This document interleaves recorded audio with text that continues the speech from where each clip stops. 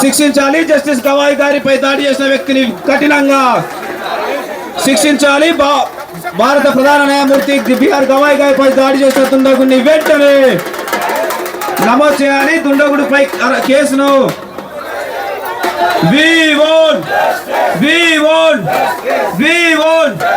వర్ధిల్లాలి. దళిత ఆత్మగౌరవ పోరాట యోధుడు మందాకృష్ణ మాదిగన్న గారి నాయకత్వం.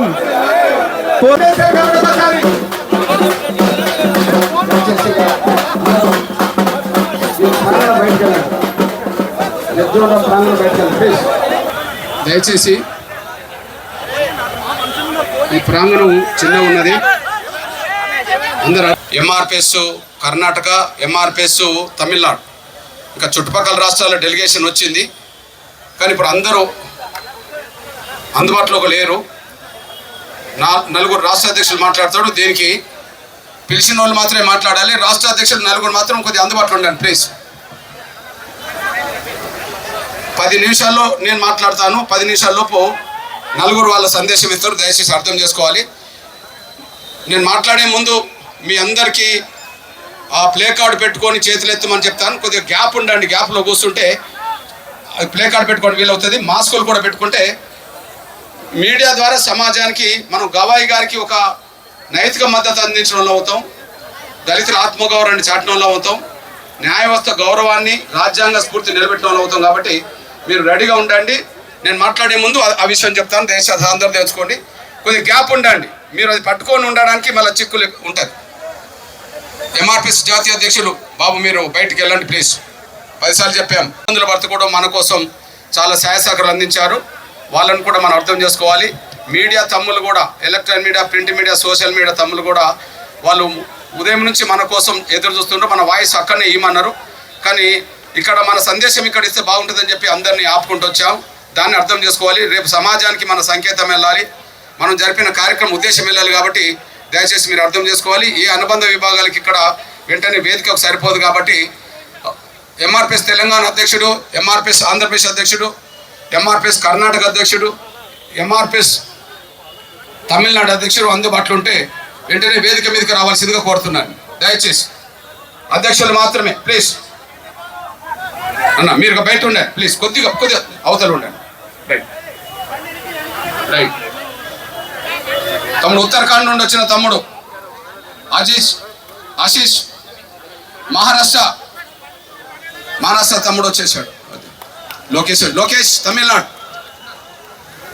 ప్లీజ్. ఒకరు కింద కూర్చోండి. రైట్, మీరు కింద కూర్చోండి. రైట్, షార్ట్ కట్ చేయండి. రైట్, ఇట్లా కూర్చోండి కింద.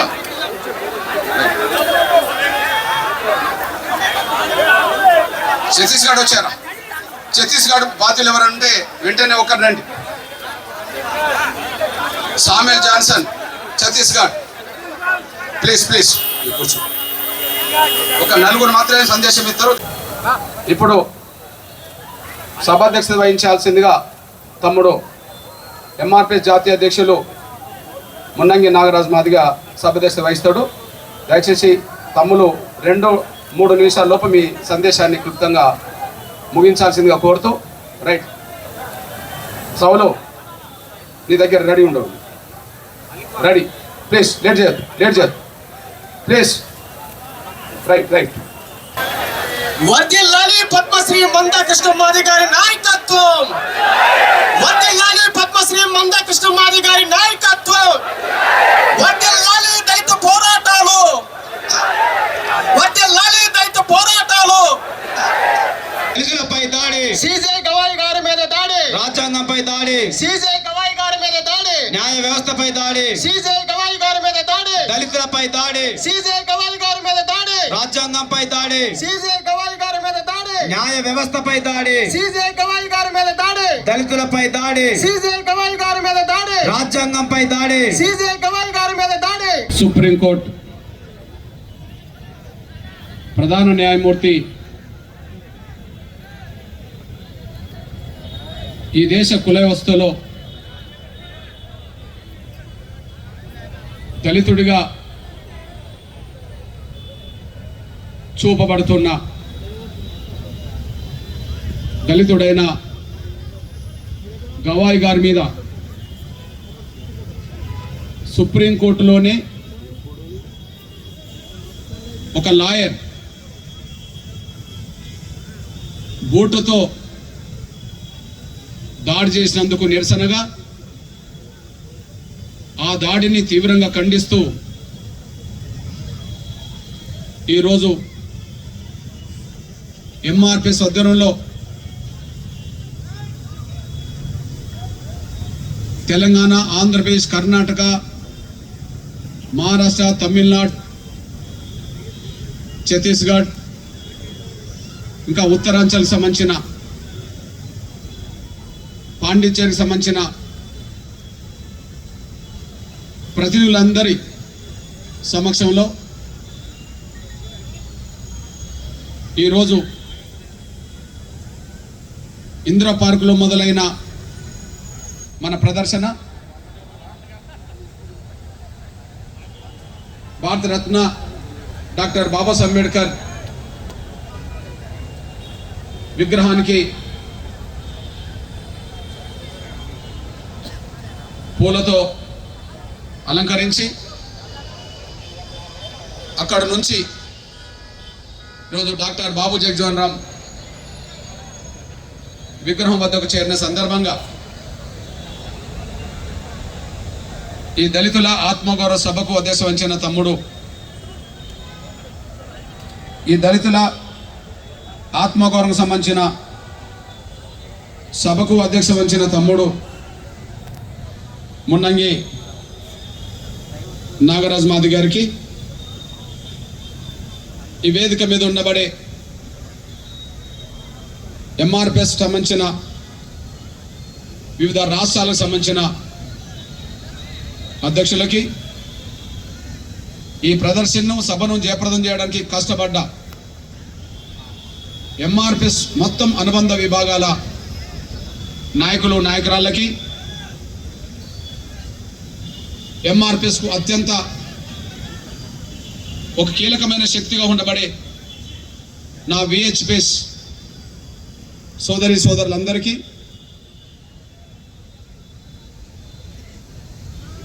శ్రేయభిలాషులైన అన్ని వర్గాల సోదరి సోదరులకు, పాత్రికేయ, ఎలక్ట్రానిక్ మీడియా, సోషల్ మీడియా మిత్రులకు,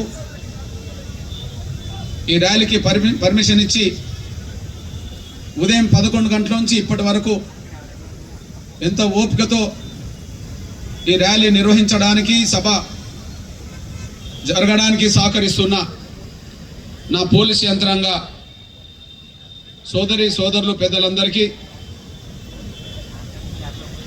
ప్రతి ఒక్కరికి ముందుగా నా హృదయపూర్వక నమస్కారాలు. ప్రజలారా, పాత్రికేయ మిత్రులారా, మొన్న అక్టోబర్ 6వ తారీఖు నాడు దేశం నివ్వెరపోయే విధంగా, ప్రపంచం ఆశ్చర్యపడే విధంగా, దేశం నివ్వెరపోయే విధంగా, ప్రపంచం ఆశ్చర్యపడే విధంగా మన దేశ సుప్రీంకోర్టు ప్రధాన న్యాయమూర్తి గౌరవ గవాయి గారి మీద బూటుతో దాడి చేయడం జరిగింది.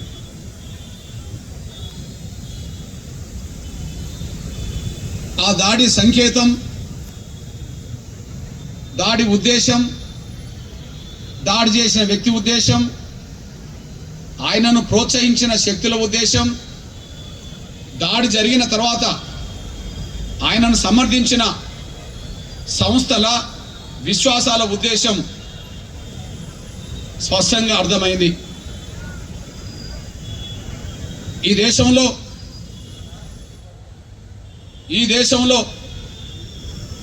డాక్టర్ బాబాసాహెబ్ అంబేద్కర్ సాధించిన రిజర్వేషన్ల ఫలాలు అనుభవిస్తూ డాక్టర్ బాబు జగజ్జీవన్ రామ్ బతికినంతకాలం అమలు చేసిన రిజర్వేషన్లు అమలు చేస్తూ మీరు ఏ స్థాయిన ఎదగవచ్చునేమో, కానీ ఏ స్థాయికి ఎదిగినా మా చేతిలో మీకు అవమానాలు తప్పవని చెప్పి, మా చేతిలో మీకు దాడులు తప్పవని చెప్పి, మాతో సమానంగా ఎప్పుడు ఈ దేశంలో మీరు చూడబరని చెప్పి ఒక సంకేతాన్ని ఆ శక్తులు పంపాయి. ఇది స్పష్టంగా అర్థమైంది. ఎందుకు నేను ఈ మాట చెప్తున్నానంటే, మళ్ళీ చెప్తున్నా, ఈ దళిత వర్గాలకు సంబంధించిన వాళ్ళు డాక్టర్ బాబాసాహెబ్ అంబేద్కర్ సాధించిన రిజర్వేషన్ల వల్ల, బాబు జగ్జీవన్ రామ్ గారు కొనసాగించిన రిజర్వేషన్ల వల్ల మీరు ఏ స్థాయికైనా ఎదగవచ్చు. ఏ స్థాయికి ఎదిగినా మీరు మా చేతిలో ఎప్పుడైనా దెబ్బలు తింటారని, మీరు ఎప్పుడైనా అవమానాలు పడతారని, ఎప్పుడైనా మేము దాడులు చేస్తామని, మీరు సమానంగా జీవించే హక్కు మేము ఇవ్వమని చెప్పి ఒక సంకేతాన్ని పంపిన శక్తులు. ఇందుకు ఒక సాక్ష్యం చెప్తున్నా. ఆయన భారత ప్రధాన న్యాయమూర్తి. ఆ స్థాయి ఎదిగిన దాని ప్రకారంగా సుప్రీంకోర్టు జడ్జీలకు నాయకత్వం వహించే సుప్రీంకోర్టు చీఫ్ జస్టిస్కి ప్రోటోకాల్ ఉంటుంది. ఆ ప్రోటోకాల్ అందరికీ వర్తిస్తుంది, కానీ మీకు వర్తించదని చాటారు. ఆ ప్రోటోకాల్ అందరికీ వర్తిస్తుంది, మీకు వర్తించదని చెప్పి చాటారు. దాదాపు 50 మంది చీఫ్ జస్టిస్లు ఉన్నత వర్గాలకు సంబంధించిన వాళ్ళే. వాళ్ళకి ఎక్కడ కూడా ప్రోటోకాల్ ఉల్లంఘన జరిగిందని చెప్పి ఈ దేశంలో ఎక్కడ చరిత్ర రికార్డు కాలే. ఈ దేశంలో ఎక్కడ చరిత్ర రికార్డు కాలే. కానీ దేశంలో 2 మాత్రమే చీఫ్ జస్టిస్లు దళితులు కాగలిగారు. ఒకరు కేరళకు సంబంధించిన దళితుడు బాలకృష్ణన్ గారు, ఇప్పుడు మహారాష్ట్రకు సంబంధించిన దళితుడు గవాయి గారు. ఆనాడు వార్తలు చూశాం. నేను ఎక్కడికి వెళ్ళినా ప్రోటోకాల్ అంతకు ముందులాగే రాజ్యాంగంలో ఏమున్నదో సుప్రీంకోర్టు చీఫ్ జస్టిస్కు ప్రోటోకాల్ ఇది అని చెప్పి నేను ఎక్కడికి వెళ్ళినా అది అమలు జరుగుతలేదని చెప్పి కేజీ బాలకృష్ణన్ గారు ఆవేదన వ్యక్తం చేసిన సందర్భాలు ఉన్నాయి. ఇప్పుడు చీఫ్ జస్టిస్గా రెండో దళితుడు గవాయి గారు, రెండో దళితుడైన గవాయి గారు చీఫ్ జస్టిస్ అయిన తర్వాత ఆయన సొంత రాష్ట్రం మహారాష్ట్ర అంటే ఒక మహాత్మా జ్యోతిరావు పూలే దంపతుల కన్న గడ్డ, ఒక భీమరావు అంబేద్కర్ దంపతుల కన్న గడ్డ, మొదటి సామాజిక విప్లవకారుడుగా మొదటి విద్యను దళిత పేద వర్గాలకు అందించే కుటుంబంగా ఈ దేశంలో ఆ కుటుంబానికి పేరున్నది. మహారాష్ట్రలో గొప్ప సాంఘిక విప్లవకారులు పుట్టిండని చరిత్ర సాక్ష్యం చెప్తున్నది. కొన్ని వేల సంవత్సరాలుగా వివక్షత గురైన కులాల నుంచి మహారాష్ట్రలో దళితుడైన ఒక అంబేద్కర్ ఉద్భవించాడు. ప్రపంచంలోని ఒక గొప్ప మేధావిగా పేరు తెచ్చుకున్నాడు. ప్రపంచ దేశాలు ఏప్రిల్ 14వ తారీఖు నాడు ఐక్యరాజ్య సమితి ఆధ్వర్యంలోనే ప్రపంచ దేశాలన్నీ డాక్టర్ బాబాసాహెబ్ అంబేద్కర్ జన్మదినోత్సవాన్ని నాలెడ్జ్ డేగా ప్రపంచాలు నిర్వహిస్తున్నాయి. ఆ స్థాయి మేధావులను కన్న గడ్డ మహారాష్ట్ర. అట్లాంటి మహారాష్ట్ర నుంచి పుట్టిన ఆ బిడ్డే, ఆ మహనీయుడే మనకు రాజ్యాంగం రాశాడు. కానీ ఆయన ఉన్నత చదువులు చదువుకున్న తర్వాత కూడా ఆయన వచ్చి ఉద్యోగం చేసే కాడ, ఆయన పనిచేస్తున్న కాడ, ఆయన వచ్చి ఉద్యోగం చేస్తున్న కాడ, ఆయన పనిచేస్తున్న కాడ, ఆయన న్యాయవాద వృత్తి చేస్తున్న సందర్భంగా కూడా తోటి ఉద్యోగస్తులు కూడా ఆయనకు మంచినీళ్ళు ఇవ్వడానికి, అదే సమయంలో దళితుడని పేరు చెప్తే ఆయన ఉన్న ఇల్లును కూడా ఖాళీ చేయించడానికి అవమానించిన చరిత్ర అంబేద్కర్ కూడా అవమానించబడ్డాడు. డాక్టర్ బాబు జగ్జీవన్ రామ్ ఒక దేవాలయానికి వెళితే ఆ దేవాలయం కాడ నిరాకరణ జరిగిందని చెప్పి ఆయన రోడ్డు మీద ఉద్యమం చేసే కాడికి వచ్చేసింది. నాకెందుకు వర్తించట్లేదు అని చెప్పి నేను ప్రశ్నిస్తున్నా, మీ విజ్ఞతకే వదిలేస్తున్నా అని చెప్పి మాట్లాడాడు.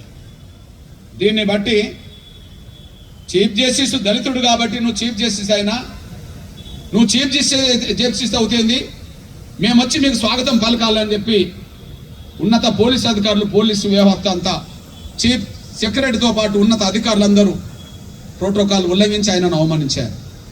అంటే మాకు అవమానాలు తప్పు అనడానికి సాక్ష్యం నాటి నుంచి నేటి వరకు కొనసాగుతూనే ఉన్నది.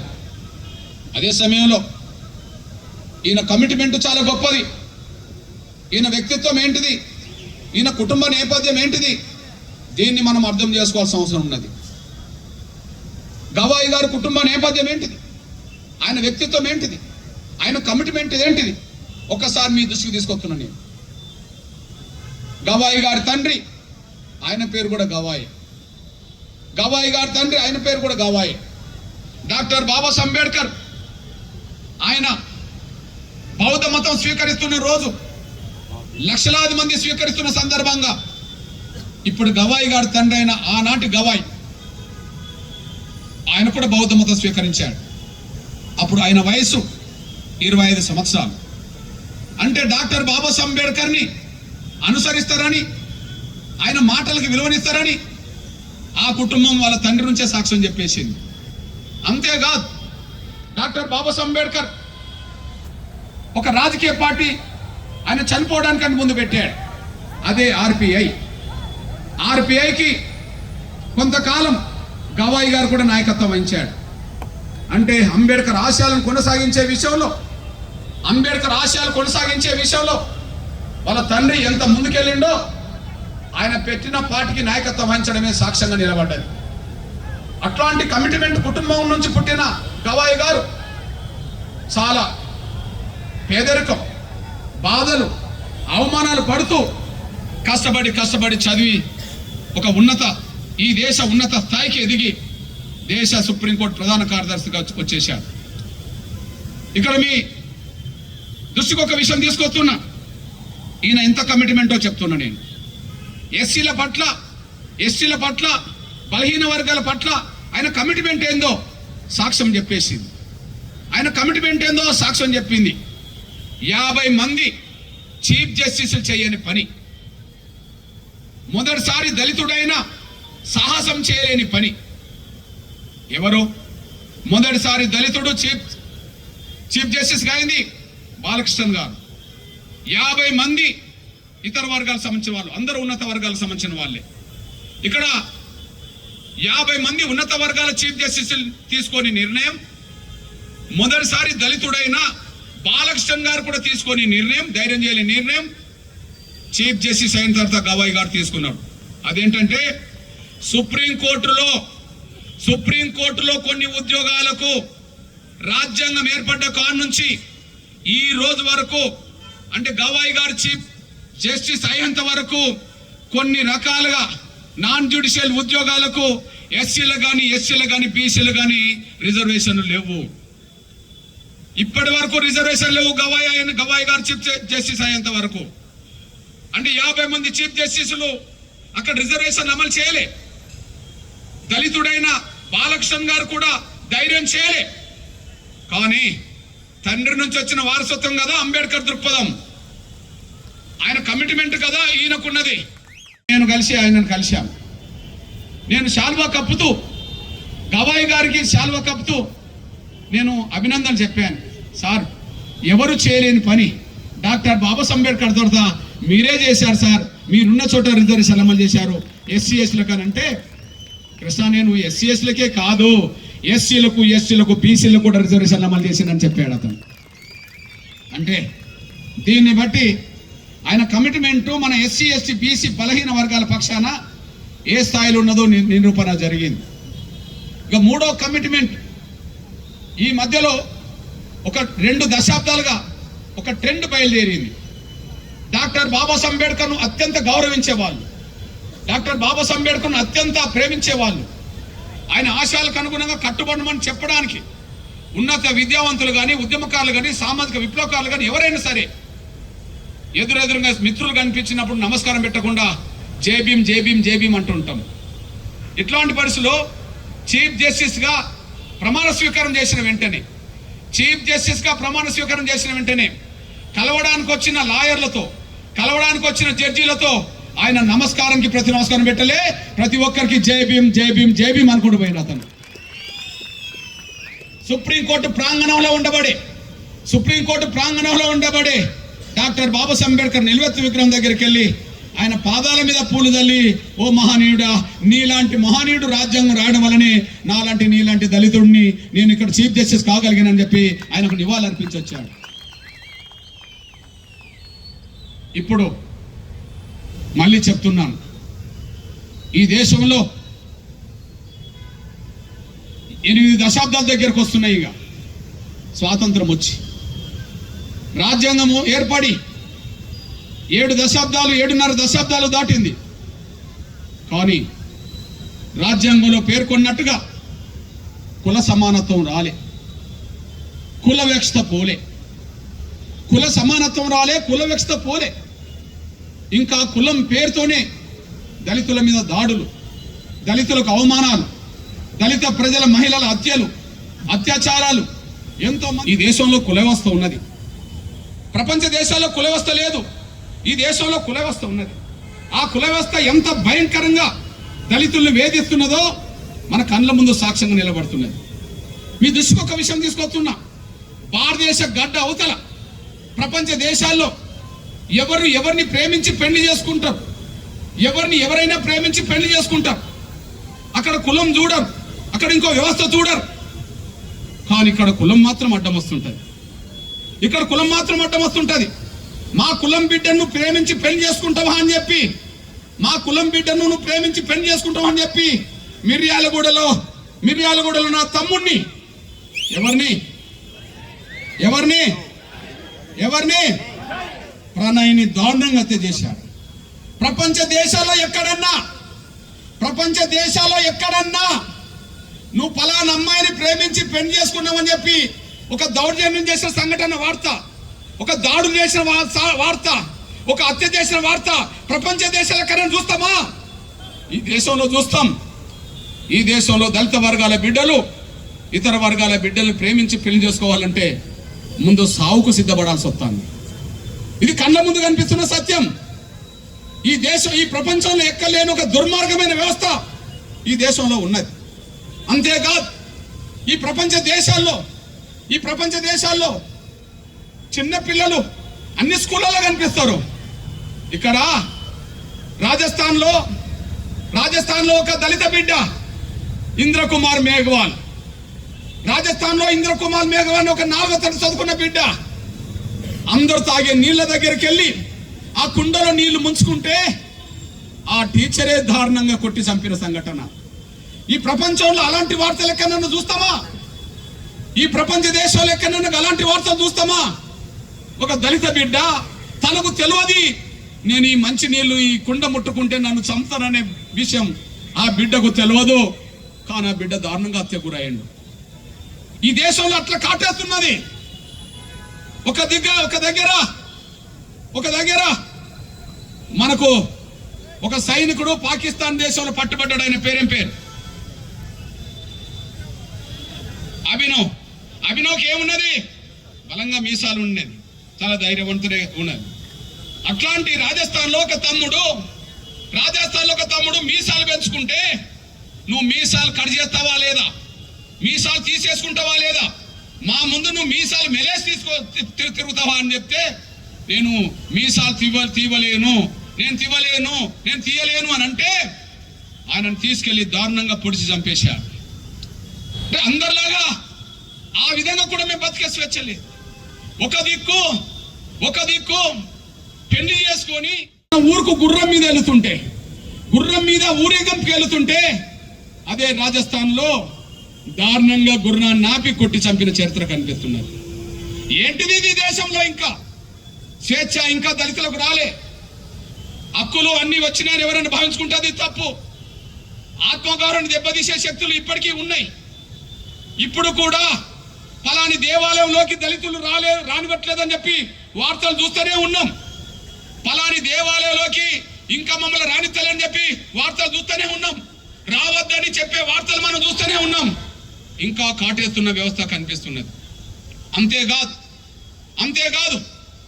కుల వ్యవస్థ ఎంత పెరుగుతున్నదో రాజ్యాంగంలో ఉన్నా, చట్టాల్లో ఉన్నా, వివక్ష వద్దని ఉన్నా కూడా కుల వివక్ష ఎంత పెరుగుతున్నదో ఈ మధ్యలో సాక్ష్యం కనిపిస్తున్నది.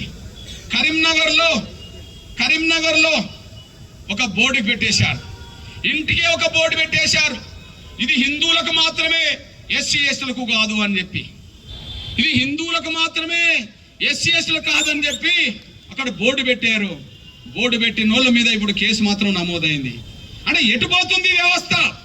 దేశంలో ఉండబడే మేధావర్గంతో ఖండించగలిగింది. ఈ రెండు విషయాలు స్పష్టం. దేశం ఖండించగలిగింది, దేశంలో ఉండబడే మేధావులందరూ ఖండించగలిగినరు, ఇది వాస్తవం. కానీ దేశం ఖండించిన మేధావర్గం ఇది దుర్మార్గం అన్నా దాడి చేసిన వ్యక్తిని అరెస్ట్ చేయడంలో పోలీసు వ్యవస్థ ఇంకా ముందుకు రాలే. పోలీసులు కేసు పెట్టలే. ఢిల్లీ పోలీస్ యంత్రాంగం ఇప్పటికీ కేసు పెట్టలే. ఢిల్లీ పోలీస్ యంత్రాంగం ఇప్పటికీ కేసు పెట్టలే. రెండోది, ఇప్పటికీ కనీసం మానవ హక్కుల కమిషన్ కనీసం ఆ కేసును ఒక సుమోటగా తీసుకోలే. మానవ హక్కుల కమిషన్ ఒక సుమోట కూడా తీసుకోలే. మూడోది, సుప్రీంకోర్టులోనే బూటుతో దాడి చేస్తే, సుప్రీంకోర్టులోనే చీఫ్ జస్టిస్ బూటుతో దాడి చేస్తే సుప్రీంకోర్టు కూడా ఇంతవరకు ఒక కేసు నమోదు చేయలేదు. సుప్రీంకోర్టులో కోర్టు ఉల్లంఘన కేసు కూడా నమోదు చేయలేదు. మీ దృష్టికి తీసుకొస్తున్నా, కోర్టు విచారణ జరుగుతున్న సమయంలో ఎవరైనా నినాదం ఇచ్చినా కోర్టు ధిక్కరణ కేసు నమోదవుతుంది. నినాదాలు ఇస్తే కూడా కోర్టు ధిక్కరణ కేసు నమోదవుతుంది. సుప్రీంకోర్టులో విచారణ జరుగుతున్నప్పుడు ఆ కోర్టు ప్రాంగణంలో, విచారణ జరుగుతున్న ప్రాంగణంలో ఎవరన్నా సిగరెట్ తీసుకెళ్ళి కాల్చగలుగుతారా? అది నిషేధం కదా. అట్లా కాల్స్తే కోర్టు మౌనంగా చూస్తుందా? కోర్టు ఉల్లంఘన కేసు పెడుతుంది కదా. అసలు విచారణ జరుగుతున్నప్పుడు సెల్ ఫోన్ మోగుతుందా? సెల్ ఫోన్ మోగినా కూడా కోర్టు ఉల్లంఘన జరిగినట్టు కదా, కేసులు పెట్టే సందర్భాలు ఉన్నాయి కదా.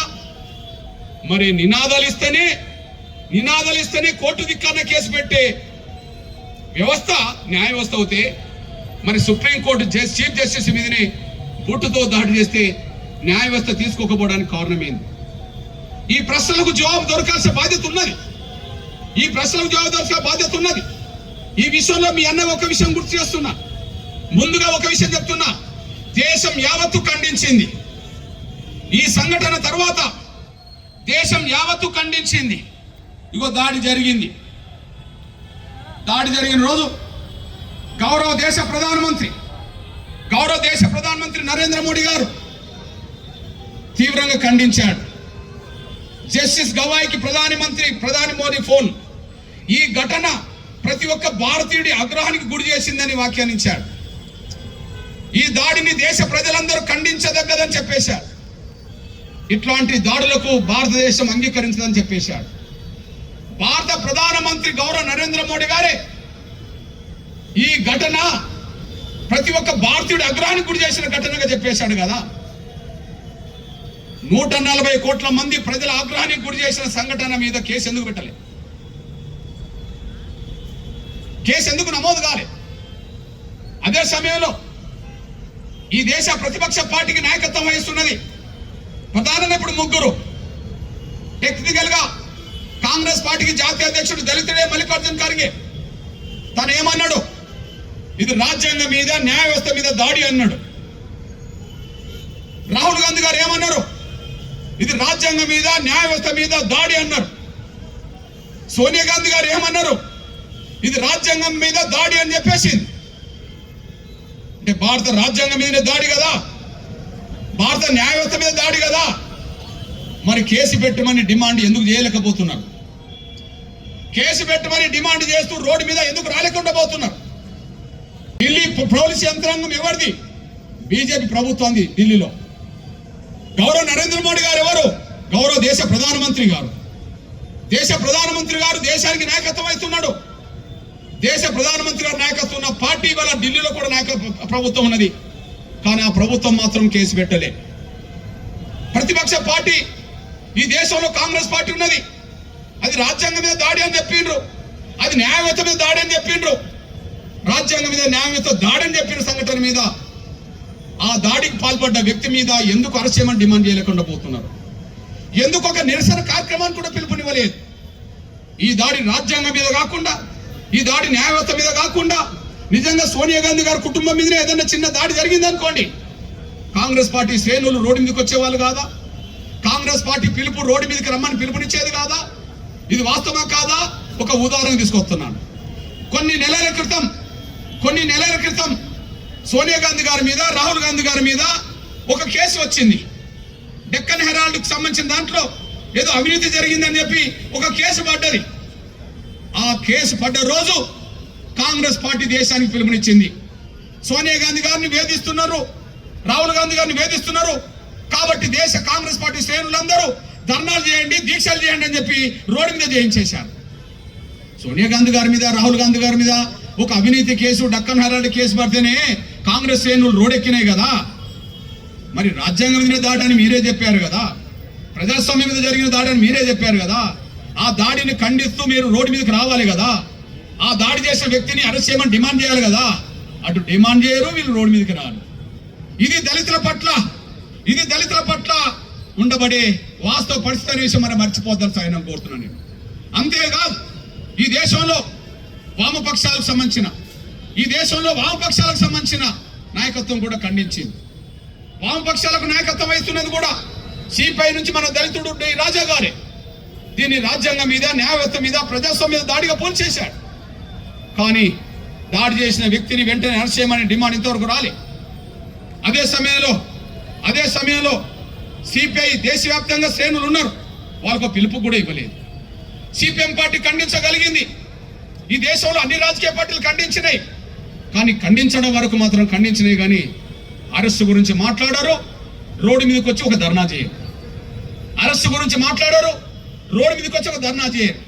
అంటే దళితుల బతుకండి అనే పద్ధతిలో ఒక ఉపేక్ష జరుగుతున్న విషయం కూడా మనకు స్పష్టంగా అర్థమవుతుంది. ఈ నేపథ్యంలో ఎంఆర్పిఎస్ వాళ్ళ రోడ్ ఎక్కాల్సి వచ్చింది. ఇప్పుడే కాదు, దాడి జరిగిన వెంటనే ఖండించాం. ఖండనతో పరిమితం కాలే, ఉద్యమాలకు పిలుపునిచ్చాం. తెలుగు నేల మీద దక్షిణాది రాష్ట్రాల్లో అన్ని జిల్లాల కలెక్టర్ కార్యాలయాల ముందు ప్రదర్శనలు, నిరసన ప్రదర్శనలు, ధర్నాలు చేశాం. అన్ని మండలాలకు కూడా ధర్నాలు, దీక్షలు చేశాం. అంతటితో సరిపోదు. మన ఆవేదన, మన డిమాండ్ ఈ దేశానికి, ప్రపంచానికి తెలియాలని చెప్పి చలో హైదరాబాద్ పిలుపునిచ్చాం. శ్రేణులు ఇవాళ ఇక్కడికి వచ్చేసారు. అందరిలాగా ఖండించడం వరకు పరిమితం కాలే. దీన్ని సమాజం దృష్టికి తీసుకురావడానికి, కేంద్రం దృష్టికి తీసుకురావడానికి, ప్రతిపక్షాల దృష్టికి తీసుకురావడానికి ఎంఆర్పిఎస్ తన వంతు చేసేవాళ్ళు. దళితుల ఓట్లు 99% వేసుకొని రాజ్యం మీద వచ్చిన వాళ్ళు కూడా ఎందుకో మౌనంగా ఉన్నారు. ఈ దేశంలో అంబేద్కర్, జగజీవన్ గారి తర్వాత మానేసి కాన్షీరామ్ గారు ఈ దేశంలో ఉన్న దళిత పీడిత వర్గాలకు నాయకత్వం వహించారు. ఆ మహనీయుడు లేడు. ఆ మహనీయుడు వారసురాలని చెప్పుకుంటున్న మాయావతి గారు ఉన్నారు. మాయావతి గారు ఈ దేశంలో అత్యంత పెద్ద రాష్ట్రమైన ఉత్తరప్రదేశ్కి 4 సార్లు ముఖ్యమంత్రి కాగలిగింది. కాన్షీరామ్ బహుజన సమాజ్ పార్టీ సిద్ధాంతాన్ని ముందుకు తీసుకెళ్తే ఆ సిద్ధాంత పునాదుల ద్వారా వచ్చిన ఓట్ల ద్వారా ఆమె ముఖ్యమంత్రి కాగలిగింది. దళితుల ఓట్లతో, పీడిత వర్గాలతో ఓట్లతో అధికారం వచ్చి అంబేద్కర్ నిజమైన వారసురాలని, కాన్షీరామ్ గారు నిజమైన వారసురాలని నేనే అని చెప్తున్న ఆమె ఇంతవరకు రోడ్డు మీద ఒక నిరసన కార్యక్రమాన్ని పిలుపునివ్వలేకుండా పోయింది. అదే సమయంలో బీహార్లో గౌరవ్ రామ్ విలాస్ పాస్వాన్ గారు కొడుకులు ఇప్పుడు కేంద్ర మంత్రి ఉన్నారు. జగజీవన్ తర్వాత, కాన్షీరామ్ తర్వాత దళిత నాయకుడిగా పేరు గల వ్యక్తి ఆయనే రామ్ విలాస్ పాస్వాన్. ఆయన లేడు, కానీ కొడుకులు అంబేద్కర్ పేరుతోనే, తండ్రి పేరుతోనే దళిత రాజకీయాలు చేస్తున్నామని చెప్తున్నారు. కానీ వాళ్ళు ఇంతవరకు ఒక రోడ్ ఎక్కి ఒక నిరసన కార్యక్రమం చేయలేకుండా పోయింది. అంతేకాదు, మనందరికీ తెలిసిన విషయమే, బీసీకేకు నాయకత్వం వహించి ఆ పార్టీతోటో ఈ పార్టీతోటో పొత్తులు పెట్టుకొని ఎంపీలుగా ఉన్నారు ఇప్పుడు వాళ్ళు కూడా. ఆయన పేరు తిరుమల వలన్. ఇప్పుడైనా ఎంపీనే దాడిని ఖండించాడు. ఆయన అంబేద్కర్ రాజకీయాలే అంటాడు, అంబేద్కర్ స్పిరిట్ అంటాడు, అంబేద్కర్ ఫోటో తప్ప ఏ ఫోటో ఉండదు. కానీ దాడిని ఖండించగలిగాడు తప్ప ఆయన కుండబడే శక్తి మేరకు ఎక్కడ కూడా ఒక నిరసన కార్యక్రమం చేయలేకుండా పోయాడు. అంటే ఇక్కడ ఇతర రాజకీయ పార్టీలు ఎట్లున్నాయో దళితుల పేరుతో, అంబేద్కర్ పేరుతో, కాన్షీరామ్ పేరుతో రాజకీయాలు చేసే వాళ్ళు కూడా వాళ్ళు మన దళితుల ఆత్మగౌరవాన్ని కాపాడలేని పరిస్థితుల్లో నెట్టబడ్డరనే విషయం కూడా, మన దళితుల అస్తిత్వాన్ని నిలబెట్టుకోలేని పరిస్థితుల్లో నెట్టబడ్డరనే విషయం కూడా రుజువు అవుతుంది. ఈ రుజువు ఇప్పుడే కాలేదు. 2018లో ఎస్సీ ఎస్టీ యాక్ట్ను రద్దు చేసిన సమయంలో యాక్ట్ను తిరిగి నిలబెట్టడానికి ఈ దేశంలో ఏ రాజకీయ పార్టీలు ముందుకు రాకపోతే, దళిత రాజకీయాల పేరుతో ముందు నడుపుతున్న వాళ్ళు కూడా ముందుకు రాకపోతే 2018లో కూడా దేశం మొత్తం మీద ఎస్సీ ఎస్టీలను ఏకం చేసి ఆ చట్టాన్ని కాపాడింది. వరంగల్లో ఎస్సీ ఎస్టీల ఆ చట్టాన్ని పరీక్షించే సభ పెట్టి, అదే సమయంలో ఢిల్లీలో సభ పెట్టి దాన్ని కాపాడుకున్న చరిత్ర ఎంఆర్పిఎస్ దళిత గిరిజన సంఘాలను ఏకం చేసిన చరిత్ర ఉన్నది. 2018లో అట్లనే ఉన్నారు, 2025లో ఇట్లనే ఉన్నారు. అంటే ఈ నేపథ్యం ఏమర్థమవుతుంది మనం అర్థం చేసుకోవాల్సిన అవసరం ఉన్నది. ఇక్కడ మీ అన్నగా మీ బిడ్డకు చెప్తున్నా, నేను మళ్ళీ చెప్తున్నా ఇక్కడ దాడిని అందరు ఖండించారు, కానీ దాడి చేసిన వ్యక్తి పట్ల అరెస్ట్ చేయమని డిమాండ్ చేస్తలేరు. దాడిని అందరూ ఖండించారు, కానీ అరెస్ట్ చేయమని చెప్పి ఎవరు కూడా రోడెక్కలేదు. దీన్ని బట్టి ఎవరు ఏ పద్ధతిలో మనకు కమిట్మెంట్ అండగున్నారో, ఎవరు ఏ పద్ధతిలో మొసలు కన్నీరు కాస్తున్నారో ఇవి కండ్ల ముందు కనిపిస్తున్న సత్యం అనేది కూడా మీరు మర్చిపోరు. ఈ నేపథ్యంలో మీ అన్నగా చెప్తున్నా, ఇక్కడ చీఫ్ జస్టిస్ కనుక ఒక దళితుడు కాకుండా, చీఫ్ జస్టిస్ కనుక ఒక దళితుడు కాకుండా, గవాయి కాకుండా ఇంకొకరు ఒకవేళ చీఫ్ జస్టిస్ గవాయి గారు చేసిన వాక్య కనుక చేస్తే ఆ బుట్టుతో దాడి జరిగేదా? ఇప్పుడు చీఫ్ జస్టిస్ గవాయి గారి మీద దాడి చేసిన వాళ్ళు సమర్థించుకుంటూ మాట్లాడిన మాటలు అందరికి తెలిసిపోయినాయి కదా. అవును, మేము మళ్ళీ దాడి చేస్తామంటుండు కదా. సుమోటో కేసు లేదు కదా, న్యాయ వ్యవస్థ కేసు పెట్టలేదు కదా, పోలీసులు కేసు పెట్టలేదు కదా, మానవకుల కమిషన్ కేసు పెట్టలేదు కదా. మరి పెట్టలేకపోతే వాళ్ళు టీవీలో ఏం ఇంటర్వ్యూలు ఇస్తుండ్రు, సోషల్ మీడియాలో ఏం ఇంటర్వ్యూలు ఇస్తుండ్రు, ప్రింట్ మీడియాలో ఏం ఇంటర్వ్యూలు ఇస్తుండ్రు, ఎలక్ట్రానిక్ ఏం ఇంటర్వ్యూలు ఇస్తుండ్రు. అవును, మళ్ళీ దాడి చేస్తామంటారు. అరే, విశ్వాసంలో దాడులు చేస్తే కేసులు ఉండవా? విశ్వాసాల పేరుతో దాడులు చేస్తే, రేపు భవిష్యత్తులో హత్యలు చేస్తే కేసులు ఉండవా? రాజ్యాంగం వాళ్ళకు వర్తించదా? రాజ్యాంగ పరిధిలో చట్టాలు వాళ్ళకు వర్తించవా? ఇది ఎక్కడి న్యాయం? విశ్వాసాల పేరుతో మనుషులు చంపవచ్చునా? ధర్మాల పేరుతో మనుషులను చంపవచ్చునా? విశ్వాసాల పేరుతో మనుషులు అవమానించవచ్చునా? విశ్వాసాల పేరుతో మనుషుల మీద బూటుదాడి చేయవచ్చునా? అట్లా చేస్తే చట్టాలు వర్తించవా? అట్లా చేస్తే రాజ్యాంగం ఒప్పుకుంటుందా? ఎందుకు చట్టాలు మౌనంగా ఉన్నాయి? ఎందుకు పోలీస్ యంత్రాంగం ఢిల్లీలో మౌనంగా ఉన్నది? ఎందుకు కేసు పెట్టలే? ఎందుకు సుప్రీంకోర్టు చీఫ్ జస్టిస్ మీద జరిగితే సుప్రీంకోర్టు సుమోటో కేసు ఎందుకు తీసుకోలే? ఎందుకు మానవ హక్కుల కమిషన్ నిర్ణయం తీసుకోలేకుండా పోయింది? దళితుడు కాబట్టినే కదా. ఇక్కడ మళ్ళీ చెప్తున్నా, చీఫ్ జస్టిస్ దళితుడు గవాయి కాకుండా ఇప్పుడు ఏ వాక్యం చెప్పిండని, ఏ వాక్యం వల్ల మేము దాడి చేసామంటుండ్రో అదే వాక్యం ఇంకోటి చేస్తే ఆ దాడి జరిగేదా? నేను మేధావుల అభిప్రాయం చూశా, అద్దాలు ఇవ్వండి. నేను మేధావుల అభిప్రాయం చూశా, అద్దాలు ఇవ్వండి. నా సోదరులారా, ఆ సంఘటన జరిగినాక దేశ రాజకీయ వ్యవస్థ ఖండించడమే కాదు, మేధావులు అందరూ ఖండించారు. ఆ మేధావులు ఖండించిన దాంట్లో మన తెలుగు ప్రముఖుడే, అతను కూడా బ్రాహ్మణ వ్యక్తి, ఢిల్లీలో సీనియర్ రిపోర్టర్ పనిచేస్తున్న ఏ కృష్ణారావు గారు ఈ సంఘటన జరిగిన తెల్లారే ఆయన ఒక వ్యాసం రాశాడు ఆంధ్రజ్యోతికి రాసిన వ్యాసానికి హెడ్డింగ్ ఏం పెట్టినంటే, జాతి సంస్కారానికి భావోద్వేగాల కలంకం.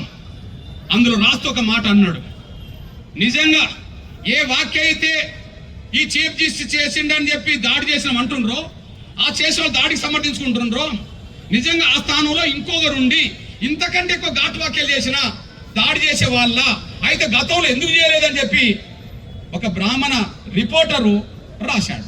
అది మీకు చదివినిపిస్తా. నేను మళ్ళీ చెప్తున్నా, ఆ స్థానంలో దళితుడు కాకుండా ఇంకెవరైనా ఆ బుట్టు దాడి జరిగేది కాదు. ఇక్కడ మీ అన్నగా చెప్తున్నా, దాడి జరగడానికి కారణానికి చెప్తూ జరిగిన విషయం ఇది. మధ్యప్రదేశ్లో ఖజరోహ్ అనే ప్రాంతంలో వేలాది విగ్రహాలు ఉన్నాయి. పురాతనకు సంబంధించిన వస్తువులు అన్ని రకాలుగా ఉన్నాయి. ఒక దేవుళ్ళు దేవతల విగ్రహాలే కాదు, అన్ని సంస్కృతులకు సంబంధించిన విగ్రహాలు అక్కడ ఉన్నాయి. అందులో ఒకటి విష్ణుమూర్తి విగ్రహం, తలలేని విగ్రహంగా ఉన్నది. అది ఎప్పటి నుంచో ఉన్నది. అది పురాతన శాఖ పరిధిలో ఉన్నది. దాన్ని ఆ విష్ణుమూర్తి విగ్రహానికి మళ్ళా ఆ తల పెట్టే విధంగా మాకు అవకాశం ఇవ్వని చెప్పి సుప్రీంకోర్టుకు వచ్చింది కొత్తది కాదు. అంతకుముందు వచ్చినప్పుడు గగోయ్ అనే టైం కూడా దాన్ని నిరాకరించాడు. ఇది సుప్రీంకోర్టు పరిధిలో లేదు, మీరు బయట తెలుసుకోండి, అక్కడ అక్కడ పురాతన శాఖ పరిధిలో అది తేల్చుకోవాల్సిన అవసరం ఉన్నది, ఇక్కడికి రాదు అని చెప్పేశాడు. అయినా మళ్ళీ ఇక్కడికి వచ్చింది. ఇక్కడికి వచ్చినప్పుడు ఈ చీఫ్ జస్టిస్ గారు దళితుడు ఉన్నాడు, ఆయన ఒక్కడికి 10 సార్లు ఇది మా పరిధిలో లేదు, ఇది అక్కడ పురాతన శాఖ పరిధిలో ఉన్నది, మార్పు చేర్పులు చేయడానికి కూడా అవకాశం లేదు, ఉన్నది ఉన్నట్టుగా కాపాడమే వాళ్ళ డ్యూటీ, అందులో మేము జోక్యం చేసుకునే అవకాశం మాకు లేదు, కాబట్టి మీరు అక్కడికి వెళ్ళండి చెప్పడం జరిగింది. నిజంగా సుప్రీంకోర్టు పరిధిలో లేని కేసులు సుప్రీంకోర్టు ఎట్లా విచారిస్తుంది వెంటనే? ఇప్పుడు మనకు తెలంగాణలో బీసీలకు 42% రిజర్వేషన్లు తెలంగాణ ప్రభుత్వం నిర్ణయం తీసుకున్నది. సుప్రీంకోర్టుకు డైరెక్ట్గా వెళ్ళిండ్రు రిజర్వేషన్ వ్యతిరేకించిన వాళ్ళు. సుప్రీంకోర్టు ఏమన్నది, ఇది హైకోర్టులో తేల్చుకోవాల్సిన అంశం ముందు, ఆడ హైకోర్టులో తేల్చుకోకుండా ఇక్కడికి ఎట్లా వస్తారు అని అన్నది, ఆడ కొట్టేసింది. ఆ తర్వాత హైకోర్టులో విచారణ జరిగినాక ఆ 42% రిజర్వేషన్లకు స్టే ఇచ్చేసింది. స్టేను రద్దు చేయండి అని చెప్పి మళ్ళీ గవర్నమెంట్ మళ్ళీ సుప్రీంకోర్టుకి వెళ్ళింది. లేదు అక్కడ పూర్తిస్థాయి తీర్పు వచ్చేంత వరకు మేము ఆ కేసును తీసుకోమని చెప్పి మళ్ళీ ఇక్కడికే పంపింది. అంటే అర్థం ఏంటిది? ఎవరి పరిధిలో ఉండబడే హక్కులు, ఎవరి పరిధిలో ఉండబడే చట్టాలు వాళ్ళకు ఉన్నాయి. అట్లనే ఇది పురాతన శాఖ పరిధిలో ఉన్నది, ఇది పురాతన శాఖ పరిధిలో ఉన్నది, మీరు అనవసరంగా ఇక్కడికి వచ్చారు, పదే మేము చెప్తున్నా మీరు ఇంటలేరంటే ఇంకా పదే వాదిస్తున్నప్పుడు సహజంగా మనుషుల్లో మేము కదా మనము